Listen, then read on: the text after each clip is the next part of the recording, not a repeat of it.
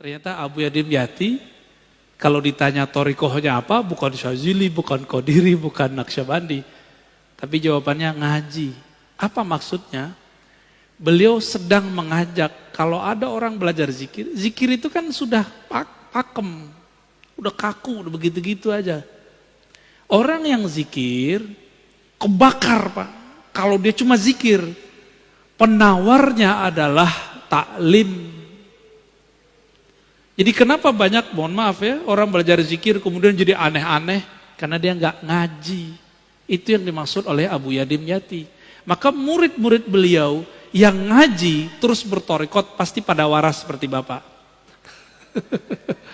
Tapi kalau yang cuma zikir-zikir doang, wah itu udah nggak jelas tuh. Jalan, rambut udah nggak keurus, kemana-mana, udah nggak jelas. Karena dia sudah masuk ke alam lain, dimensinya bukan dimensi ini lagi. Udah nggak bisa balik, susah baliknya. Maka beliau menyindir orang-orang yang mencukupkan torikoh itu dengan hanya ambil wirid, zikir, kebakar Pak. Zikir itu panas, coba aja zikir. Allah, langsung hangat tuh. Hangat langsung. Kalau melewati dosisnya, bisa kebakar badan kita. Ini ibarat saja. Seperti orang kebakar amat teks. Jadi ini saling tawar-menawar.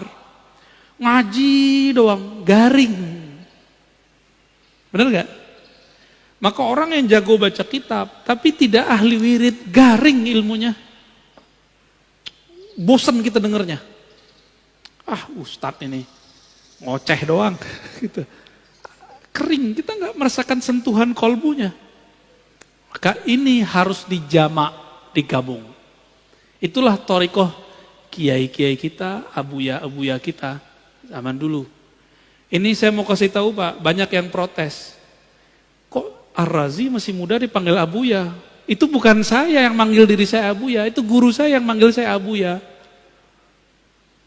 Dan di kampung saya biasa, buya, itu anak muda, tua, itu dipanggil buya. Tapi kalau abuya, itu langsung guru kita yang ngijazahin. Jadi itu bukan panggilan saya sendiri, saya lebih senang dipanggil Ar-Razi. Ar-Razi gitu. Atau dipanggil bro gitu Pak, lebih senang karena dianggapnya muda. Kalau abuya kayaknya tuhe ya. Mau gimana lagi? Kita hargai juga guru kita, masa kita nggak hargai? Ya, kalau saya menolak sama dengan menolak panggilan guru kan. Dan itu gak dibuat-buat kan, antum manggil-manggil aja kan. Karena guru sudah bertitah, itu ridhonya guru. Ya. Karena ilmu itu bukan fisik Pak, ilmu itu ruh, spirit.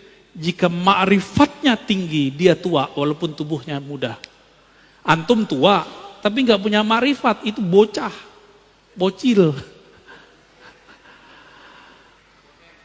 Bonek, ya, boceh kata orang Persia, bocah kata orang Betawi sama. Terus tadi tentang kok para habaib sayyid kok jarang bertorikoh. Antum baca buku namanya Al-Manhaj As-Sawi karya Habib Zain Sumait ya. Beliau yang mendirikan Rabithah Alawiyah. Bahwa torikoh Ba'lawi memang torikohnya am. Makanya kalau Pak Khairul nanya, Beb, antum torikohnya apa? Ya pasti dijawab, atuk saya. Datuk saya sudah begitu. Cukup Pak, itu khas untuk para habaib. Kita nggak bisa begitu. Di darah mereka ada darah putih Rasulullah SAW. Maka mereka sedikit saja tasdik tentang abahnya, jidnya, itu langsung usul kepada Allah. Namun secara hukum alam, habaib tidak habaib kalau nggak ngaji ya jahil. Sama dengan orang biasa. Habib kalau nggak ngaji ya sama ke orang awam. Tapi kalau habib ngaji, kita kalah langsung Pak. Kenapa kita kalah langsung? Karena dia punya mahabbah yang tinggi kepada jin-jinnya dan Sayyid al-Alamin baginda Nabi Muhammad SAW. Kalau kita kan mencoba mencari rasa dulu. Tapi untungnya Nabi menyebutkan nasab itu ada dua. Ada nasab warasah, ada nasab jisim. Ahlu bait. Maka ahlu bait ini ada dua. Ahlu bait biologis. Bin. Asegab, Atos, Adat, Aidrus. Ada 200 ya. Berapa tuh? Banyak banget itu. Ada Al-Mahjub, ya, ada Bazara'ah, macam-macam. Saya ke Prancis ini ketemu Bazara'ah. Tahu-tahu orang mana Pak? Orang Makassar. Habibnya diganti pakai gelar Andi. Jadi Andi itu di Makassar dulu, itu pengganti gelar Sayyid Habib. Seperti di Banten diganti dengan Raden. Jadi sebenarnya Raden-Raden yang ada sekarang itu Sayyid Syarif. Namun ada yang jalur yang kuat, ada jalurnya dianggap kurang kuat oleh Robito Alawiyah, jalur Azmat Khan. Itu kurang kuat. Ya. Tapi kalau bagi saya semuanya zuriat Rasulullah, saya hormat dan saya angkat tangan kepada mereka ya. Karena khawatir ini pesan Rasulullah sallallahu alaihi wasallam. Jadi memang ijazahnya Thariqah Ba'alawiyah itu am. Kalau mereka ngambil am, ya dapatnya am. Kalau mereka mengikuti jid yang aslinya, siapa jid aslinya? Sayyidina Ali. Sayyidina Ali ngambil talqin jamaah atau talqinnya khas tadi. Ngambil talqinnya khas, fardi, berdua dengan Nabi. Maka Sayyid Habib yang ideal, dia punya guru spiritual yang mentalkin dia secara khas.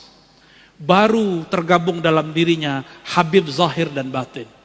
Kalau enggak, antum bisa lebih tinggi derajat kerohaniannya dari seorang Habib, bisa.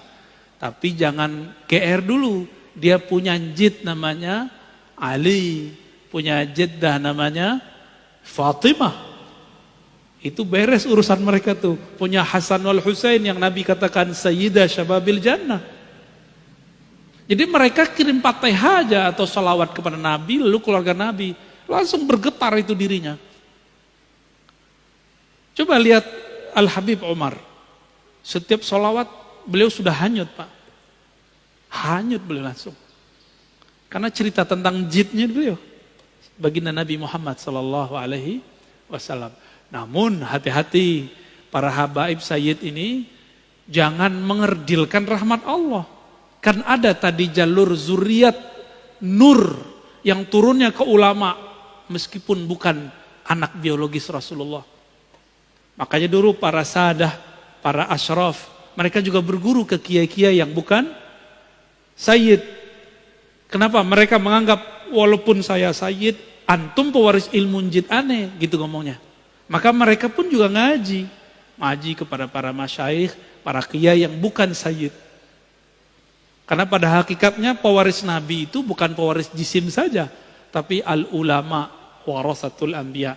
Siapa saja yang ada nur khasyah, rasa takut kepada Allah di kolbunya, dialah pewaris Rasulullah yang sebenarnya. Meskipun tidak ada sayyidnya, tidak ada habibnya. Jika nanti dikumpulkan di hari kiamat, yang pertama Nabi panggil ya dia. Kira-kira begitu, ya. Jadi kita nggak boleh suuzon Pak sama habaib, nanti suul adab Pak, gugur semua thariqat Bapak nanti, zikir-zikir Bapak hilang ntar, sholawatnya nggak nyampe. Nah, ini terakhir saya jawab, ada sebuah sholawat yang diajarkan Nabi, hadis Sahih Bukhari Muslim. Apa kata Nabi? Bacalah sholawat, Allahumma sholli ala Muhammad wa ala alihi wa azwajihi wa dzurriyyatihi.